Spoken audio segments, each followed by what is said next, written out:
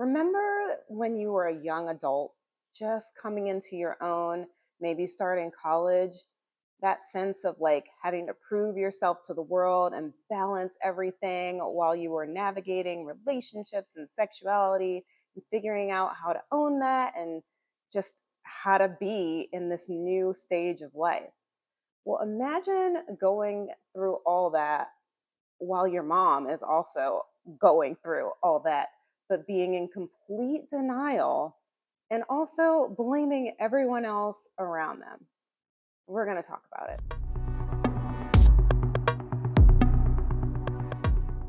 Welcome back, you guys. I can't believe we've made it this far. If you haven't been with us already, we are going through The House of My Mother, which is a memoir by Shari Franke. Shari Franke is the daughter of Ruby Franke. And if you don't know, please check out the videos I've already made. They'll also be linked in the description bar below. It is an incredible, incredible story of a young woman going through so much. So we're going to pick up in part 4 today of the book. And I just want to let you guys know, if you haven't watched me before, if you see me looking down, I am looking at my notes. I have notes galore. So much was covered in this part. We'll break it down chapter by chapter. As always, I want to give you guys a little bit of a disclaimer. Today's episode is going to deal with some abuse of power situations and get into the physicality and issues of an intimate nature. So if that is going to be something that is going to be detrimental to your mental health, then I think maybe this isn't the episode for you. But if you feel like, hey, I can deal with it, I'm going to be fine, then hang out with us because we can all learn a lot from Miss Shari Franke. Let's get into it. We are starting with part 4, which begins in chapter 25. Here we find that Shari is about to start her freshman year of college. Now, normally your parents would get you going, but Shari can't have a normal send off to college. Instead, it begins with Ruby giving her a phone call and telling her that Jody is being attacked by demons and that she's going to come live with them so that Ruby and Kevin can take care of her. Ruby says, I need you to come right now and clear out. Like now, Shari. She's arriving this afternoon. So not exactly the way that Shari probably wanted to begin packing for college or begin her freshman year. But in typical Ruby fashion, she's not at all thinking about Shari. So for a little bit of history, Jody had been staying with a friend named Paige, but that's not the case now. She's coming to stay with Ruby and Kevin. And not only that, Ruby tells Shari that they are not to communicate with Paige. Now, this is interesting because Shari actually likes Paige. I'm going to put some information in here that I found about Paige. Hi, I'm Paige, and I'm here to tell you why you need to join me at the Connections Women's Retreat in St. George this January. Before I found Connections, I would describe myself as socially anxious, somewhat depressed, and an introvert. I really labeled myself as those things because it seemed fitting. I didn't like going out, I didn't like going and talking with others. I got overwhelmed with my role as a mother and with my marriage, and I just didn't know where to go. This is what things looked like pre. You come home from work, but you don't come home from work because you're still answering emails. And then the time I do have with you, we're in bed and you're like, oh, hey, it's good to see you. I'm going to be on my phone in bed. And then you wake up and you're like, oh, hey, where's my best friend? Oh, my phone's right here. And then you're on your phone all day, all the time. You don't even care about any of us. You only care about that. It felt like this state of confusion where I could tell something was off or I could tell I wasn't feeling right, and I didn't know where to go with it. This is what it looks like post-Connections. Same circumstance, same place, different vocabulary, different tools, different principles. Hey, I just wanted to let you know that when you're on your phone, it hits my fear that my needs don't matter. And that's why I've been so upset and so aggressive about you being on your phone. And I'm not going to do that anymore. I know that you being on your phone doesn't affect my needs mattering. And I'm just going to let you know, if you're on it, I'm going to go make sure that I'm taking care of me and not focusing on you. And you may or may not feel the distance between us, but it is going to be there because you're choosing a connection with your phone over choosing connection with me. Since then, and being a part of the Connections program, I have picked up tools and principles that have helped me along the way to really gain a sense of self. What I learned is that peace can happen within me. All I needed was the tools to get me going. Everyone needs to start somewhere. Start with me in St. George this January, where you can learn the same principles and get yourself to a place of peace. So Paige had been like previously involved with Connections, but later denounced the way that Jody spun things.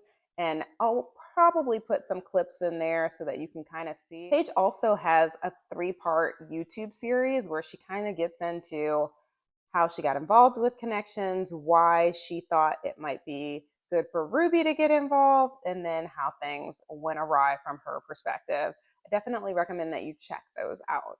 Editing Jamie here. So since I recorded this video, Paige Hannah's actually removed those 3 videos that I referenced from her YouTube channel. Not even sure if her YouTube channel is out there, so I will link to another creator who covered those videos. I speculate that this has to do with maybe some backlash or some more visibility that she got after the Hulu documentary. I'm not sure. I will link the videos anyway, just in case they come back. But instead, at this point, I will link the video from the other creator. So getting back to Jody moving in with Ruby and Kevin and Shari having to clean out her room, Shari definitely had a feeling that this was not going to be brief. Shari says, "This wasn't just a temporary inconvenience. This was the beginning of an occupation." Moving into chapter 26, Shari has decided she's going to try to spend as much time away from the home as possible. And we can't really blame her now that Jody is there and Shari has to sleep on the couch, doesn't even have a room. Meanwhile, Kevin and Ruby have been kept busy doing spiritual interventions. Shari says these are hushed, intense sessions meant to heal her.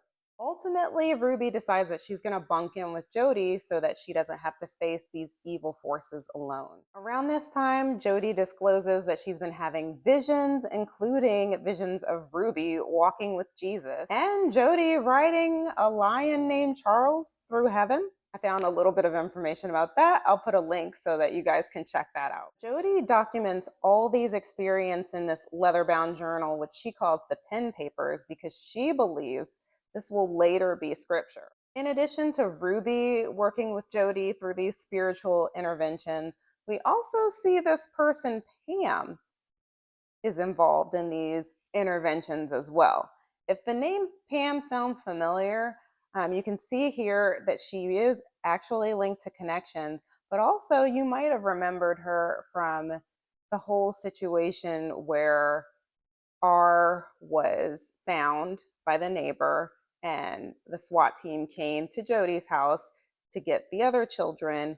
And then the elder of the children that were still with Ruby were found at Pam's house. Shari says that the 3 of them would be holed up for hours in what used to be her room. She says that sometimes they would go down to Mexico and come back with grocery bags full of pills that they told Shari were antibiotics for the end of days. Shari says, they, like many doomsday preppers in the LDS Church, were obsessed with a book called Visions of Glory, published in 2012. Now, if you guys follow a lot of true crime, that book, Visions of Glory, may sound familiar to you because it was also referenced heavily in the Lori and Chad Daybell whole debacle. If you're not familiar with that, let me know if you want to dig into that at some time. Lori's currently representing herself, so I'm sure there's going to be lots of news coming forward with that. Back to Ruby and Jody. Shari said that Ruby seemed happier than ever now that Jody and Pam were around. Shari said they were the 3 musketeers of the apocalypse. As those 3 started working more and more on these spiritual interventions, this is about the time that Kevin gets barred from the upstairs area, and he had limited access to the rest of the house. He could leave the house when he wanted, but he couldn't return without Ruby's permission. Shari felt sorry for Kevin and really hoped that he would assert himself more. I yearned for my dad to find his backbone. In the end, he never even tried. This whole time that Jody is staying with the Frankes, she's not telling anyone. So it wasn't just a don't tell Paige thing, it's don't tell anyone.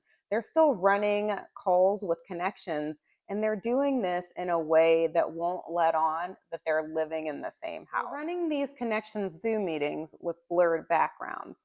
Shari says, for Jodi, optics were everything, another theme she and Ruby had in common. So now there might have been a reason that Kevin wasn't allowed upstairs and Kevin had to get permission from Ruby before he accessed certain areas of the house. One time, Shari came home unexpectedly to an empty house and decided she was just going to run into her room and grab a couple things. She describes it like this. The room was bathed in the soft glow of candles. The air was heavy with the scent of lavender and vanilla wafting from the massage oils on the dresser.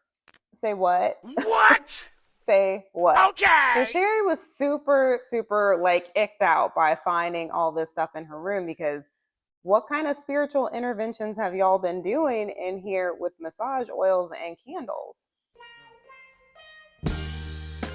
I have speculations.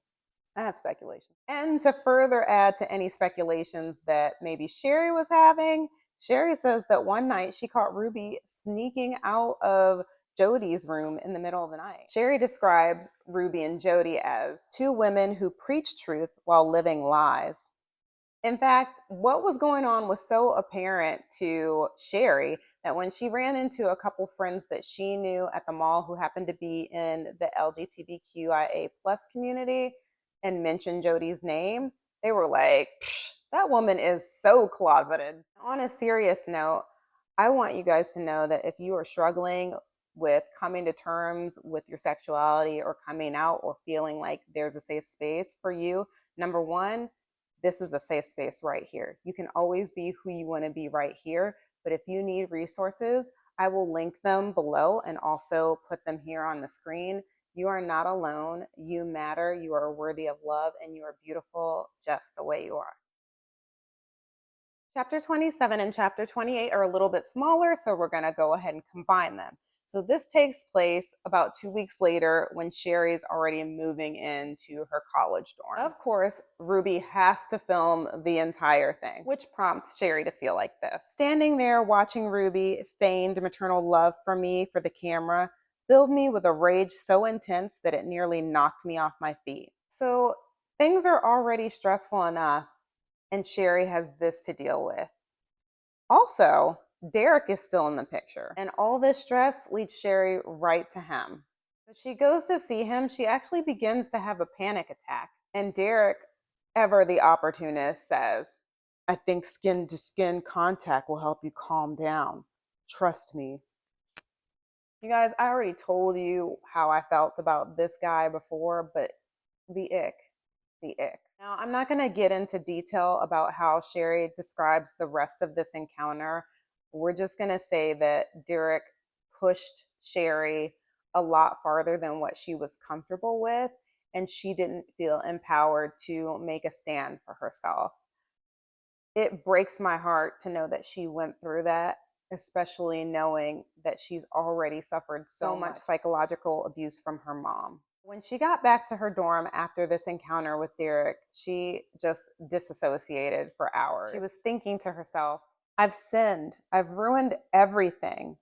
In my mind, my frozenness, my inability to move was a sign from God, a punishment for my transgressions. Now, obviously, Shari was not being punished. She hadn't done anything wrong. She had been taken advantage of, manipulated, abused. All of this is my opinion, of course, but that's how I feel about what she describes here. And I want you guys to know, if you are going through anything like this, there are resources for you. You do not have to put up with people manipulating you and using your body for their pleasure. There will be links below and then also on the screen here. You don't have to deal with that.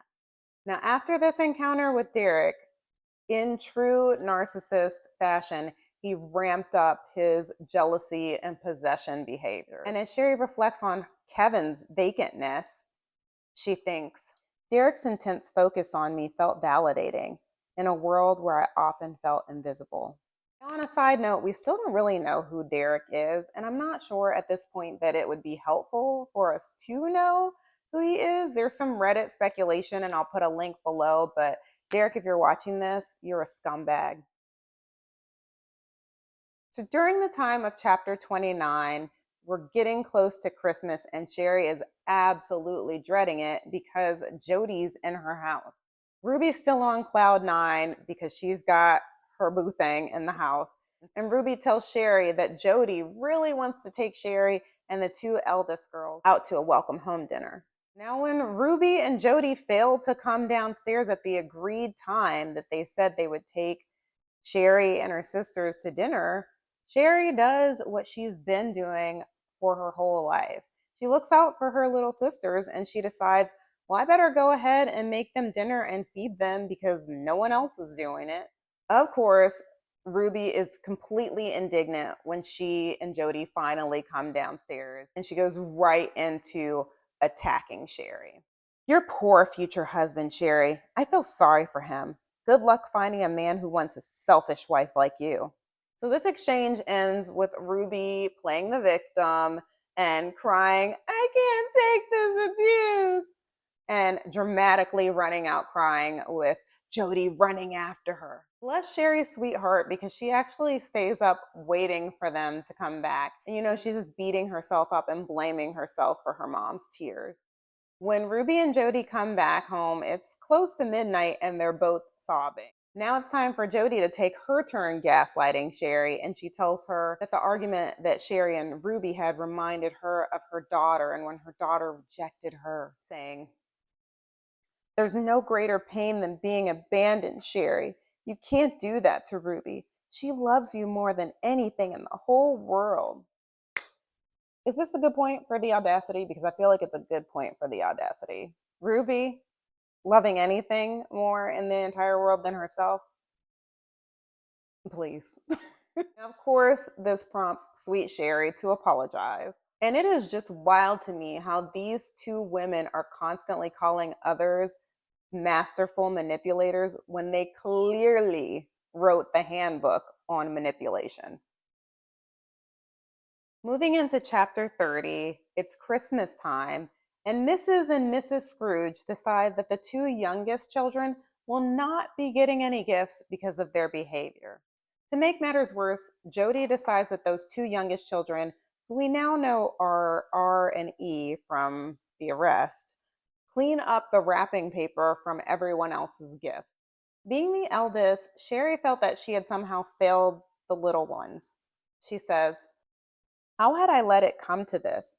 I was supposed to be their guardian angel, their rock. Shari walked around feeling guilty for this for weeks, and then Kevin called her and momentarily cheered her up with the news that Jody was going home.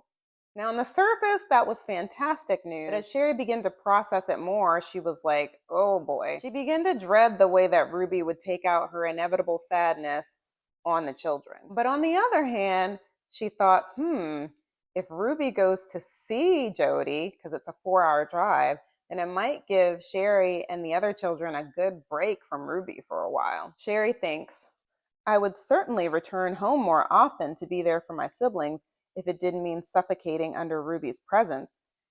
And being home maybe meant I could get away from Derek. He said he was training me for marriage, showing me the things I would need to do in order to please my future husband. You guys, I am so sick of this man that I don't even know. But getting back to Shari, all these theatrics with Ruby and then Derek's control was stressing her to the point that it threw her into depression. This man was texting her every 15 minutes and demanding that she share her locations. Shari says, on one hand, his attention made me deeply uncomfortable. On the other, it was the only form of support I had in my tumultuous world. So sinking further into depression and wanting to really avoid any questions around this weird relationship, Shari just began to isolate herself more and more. You see, Murph, you see how she's looking at you?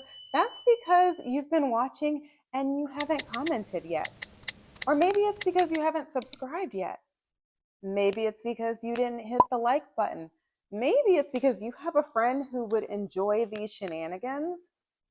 Maybe a friend who has audacity, opinions, and speculation, and you haven't shared yet. So you can do it now. You can do it now. I don't mind. I don't mind at all. Okay, I'll get you back to the story. Now, chapters 31 through 33 are shorter, so we're going to combine those as well. And here we find Shari building up the courage to tell Derek that she's not sure that seeing him is a good idea for either of them. This man actually has the nerve to dismiss what Shari is saying and say he knows best, he's a bishop, and nothing that they're doing is wrong in the eyes of the Lord. He says, "Stop with these bad thoughts. It's your anxiety disorder making you overthink things." It's called red flags, sir. It's called red flags. Now, under the weight of Derek's manipulation, Shari actually gets so desperate that she reaches out to Ruby for some form of maternal comfort. When Shari reaches out to Ruby, she's kind of telling her that she's not feeling loved.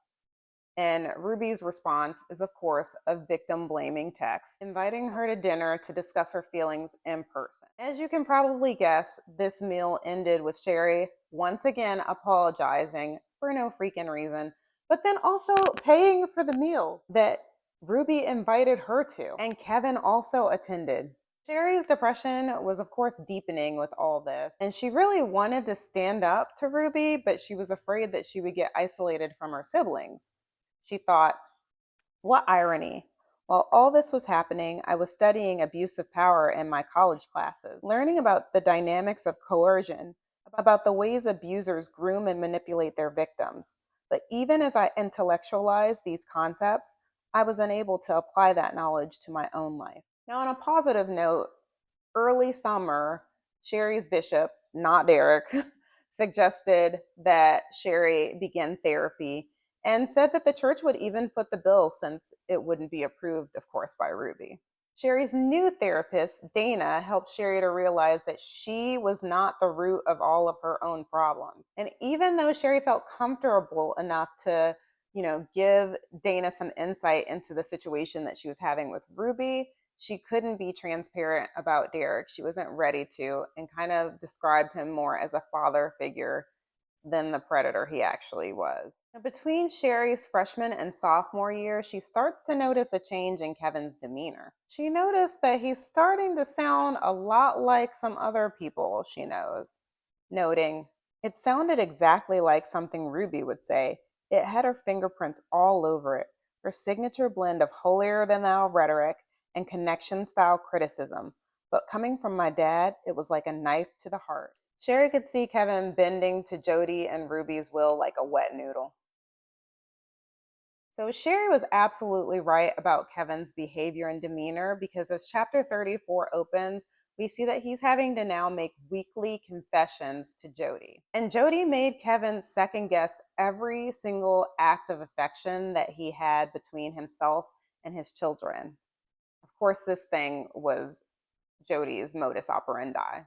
Jody had a habit of turning pretty much every act of humanity into proof of distortion. Shari says, Jody saw sex everywhere.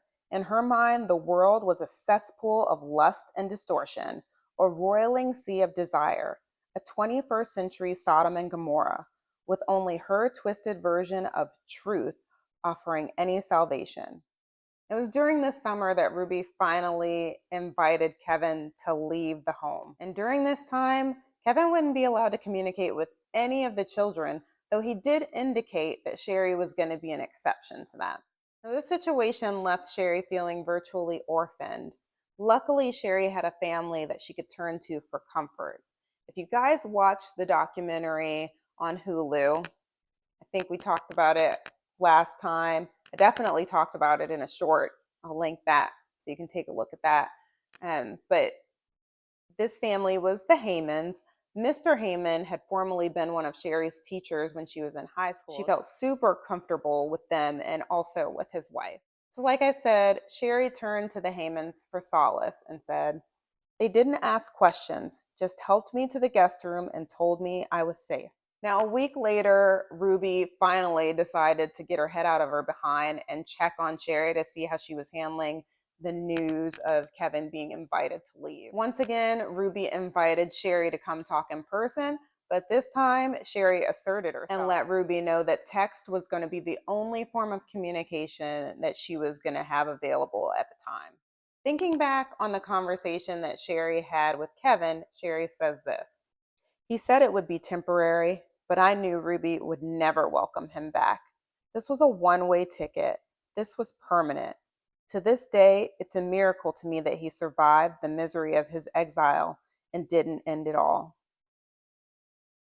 In chapter 35, we find Shari getting out of the dorm rooms and moving into an apartment on campus where she finds black mold with her roommates. So she calls Ruby to explain the situation, but Ruby just gives her cleaning tips and Kevin isn't responding to texts at all. Now, it was around this time that Shari discovers that Chad, her brother, is actually living in a neighboring town. And Shari made it her mission to get her brother's address. Now, remember, Kevin's out of the house.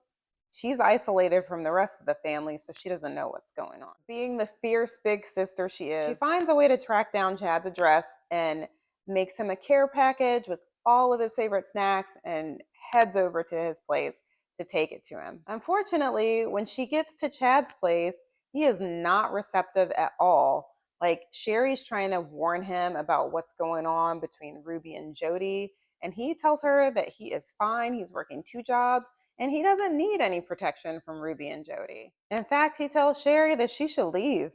This broke Shari's heart, and she says, "The coldness in his eyes was devastating. It was painfully clear that my entire family had turned against me." Now, what happened the last time Shari tried to warn Chad about something with Jody? Yeah, he did the same thing that he did when he was a kid. He told Ruby, and Ruby couldn't resist the opportunity to text Shari and chastise her. Ruby says, "It's clear to me that you are not interested in being part of our family. I will honor your agency of disconnect. You don't get to disconnect emotionally and tell stories about your mother and then get the perks of familial and financial connection that I provide. It has come to my attention that you called me abusive. It is hurtful you would use that word knowing the pain this lie has caused. You don't get to use me or any members of my family. I will pray for you. You appear to be a very lost soul." I think you know what's coming. I think you know what's coming. The audacity. "I will pray for you? I will pray for you." Oh my goodness, Ruby. Oh my goodness. And do you know that this woman had the nerve to close that text with, "Love, Ruby"? I cannot with her, y'all. I cannot. So as chapter 36 opens, we find Shari going to stay with the Haymans after this text shunning from Ruby. And even though Shari felt comfortable with the Haymans and they were treating her lovely, Derek tried to convince her that she was overstaying her welcome and that she was imposing and that the Haymans were just really too nice to tell her. Shari said, "Deep down, I knew his comments probably stemmed from jealousy, yet even recognizing his motives, I couldn't bring myself to confront him or ask him to stop.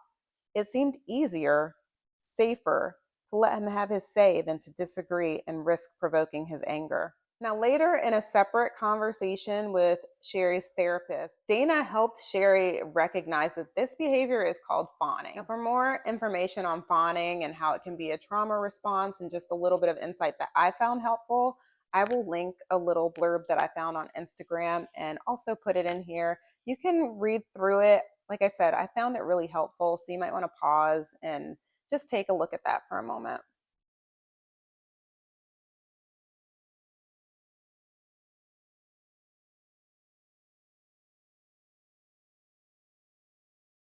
So now that Shari has an understanding of this fawning behavior and is starting to make connections between it and how she interacts with Derek, she says, "Now I understand why I couldn't say no to him. It was a pattern etched into my being by years of being under Ruby's thumb. Some way, somehow, I'd have to figure out how to break it." So chapter 37 is the end of part 4, and it opens with Shari actually getting an opportunity to break from this fawning behavior. This happens when Shari realizes she's got a bank account that Ruby has full access to, and she had better move that money before Ruby retaliates, as she's known to do. So Shari takes all that money out of the account that Ruby has access to and moves it into one that's solely under her control. And of course, Ruby finds out. The next morning, Shari gets an email from the insurance agent and says, hey, you better get your ducks in a row because Ruby's just dropped you from the car insurance policy. So now Shari has to scramble and figure out how she's going to get her car insured because she needs transportation, but you can't have transportation without insurance, and she wants to do everything by the book, of course, because that's our girl Shari. So she musters up the courage and texts Ruby because she wants to ask her for the title. But she has figured out that she's going to need some backing. So in this text, she also includes the president of their congregation. Now, when Ruby sees that Shari has included the congregation president in the text stream, she is beside herself. Ruby says, Shari, this is just another example of your lying and manipulating. Bringing President Jim Nelson into this text thread? You could have just asked me. My own daughter has turned on truth and me. Shari, I am your mother. I am only guilty of teaching you truth. It breaks my heart that you are at war with God. I will give the title to Pam. Feel free to collect it from her. Oh, the humanity. Poor Ruby. Her own daughter has turned on her and is at war with her and God. Y'all.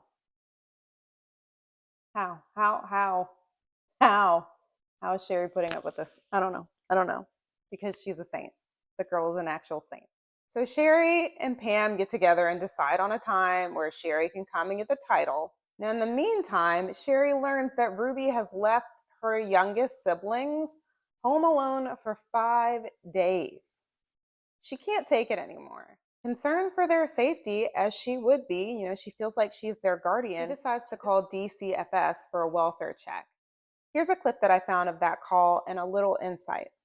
Hey, Rebecca, good morning. That call was one that an officer I spoke with said gave him the goosebumps because they had sounded the alarm about a problem in that home last year. Franke, known for her controversial parenting methods on YouTube. I'm not even going to let you eat breakfast until you get your chores done. ABC News has obtained records showing police responded to the Franke's home more than a dozen times over the last few years, including reports of juvenile problems in 2018 and welfare checks in 2022. Police saying a judge denied a search warrant to go into the home.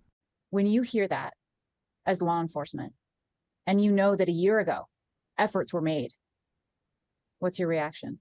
That's not right. It's unfair. These children don't deserve that. Now I'm told that the 10 and 12-year-old had to be taken to the hospital. Right now, DCFS is in charge of their placement, along with the other 2 children who are minors. Remember, they also have 2 adult children, and you guys, authorities tell me that one of them, indeed, made multiple calls to DCFS herself, warning about a problem. Yeah, seemed like a lot of this could have been avoided. Kana, thank you.